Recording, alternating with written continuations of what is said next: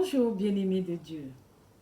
L'été est propice au laisser-aller, au relâchement, aux tentations.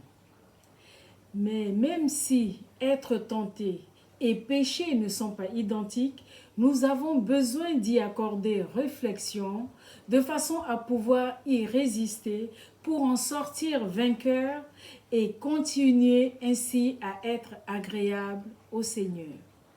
Notre passage du jour vient de l'épître de Jacques au chapitre 1er, versets 14 à 15, qui nous dit ceci. Chacun est tenté, étant attiré et amorcé par sa convoitise.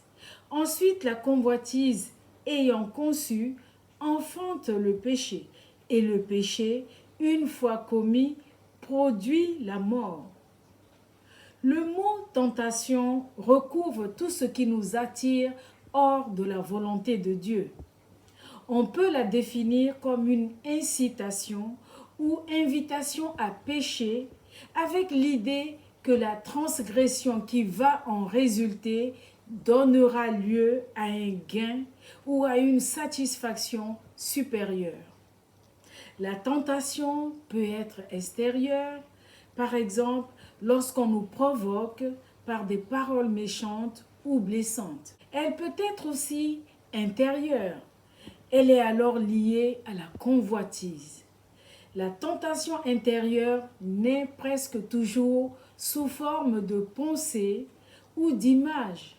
C'est ce qu'utilise le tentateur, l'ennemi de nos âmes, pour chercher à nous rendre plus vulnérables.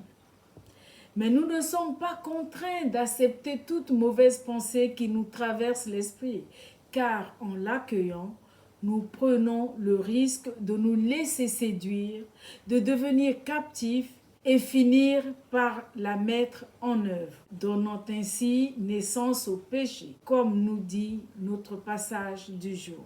Même si la puissance de Satan sur les chrétiens a été anéantie par la victoire de Jésus-Christ à la croix, Satan continue de rôder sur terre, cherchant à séparer les enfants de Dieu de leur Père par ses ruses et ses tentations. Le chrétien est appelé à discerner et à résister à ces manœuvres au quotidien. Bien-aimés, nous ne sommes pas démunis face aux tentations. Premièrement, notre amour de Dieu et le désir de lui être agréable sont un filtre très actif qui nous permet de rejeter ce qui n'est pas digne de lui. Deuxièmement, la connaissance et l'utilisation de la parole de Dieu est une arme puissante pour contrer Satan, notre tentateur. Prenons exemple sur Jésus. Il a été tenté à plusieurs reprises par Satan et à chaque fois, il lui a opposé la parole de Dieu. Satan a fini par abandonner. Jésus, le Fils de Dieu, n'a pas échappé à la tentation. Il a été tenté en tout point comme nous, sans péché, nous dit Hébreux 4,15. L'ignorance des Écritures est l'une des plus grandes armes de Satan contre nous. Ne nous contentons donc pas de bribes ou de connaissances trop superficielles de la parole de Dieu. Cherchons au contraire à connaître tout le plan de Dieu. Troisièmement, la puissance de Saint-Esprit nous permet de résister aux flèches enflammées du diable et à la tentation du péché au quotidien. En marchant par l'Esprit, nous finirons par voir les tentations comme des occasions nous permettant de montrer à Dieu qu'il est vraiment le maître de nos vies. Bien-aimés de Dieu, bien que disposant des outils requis pour tenir ferme devant la tentation, nous devons faire preuve de bon sens et de sagesse et ne pas nous mettre en situation de vulnérabilité. La parole de Dieu dit que l'esprit de l'homme est plein de bonne volonté, mais la nature humaine est bien faible, en Matthieu 26, 41.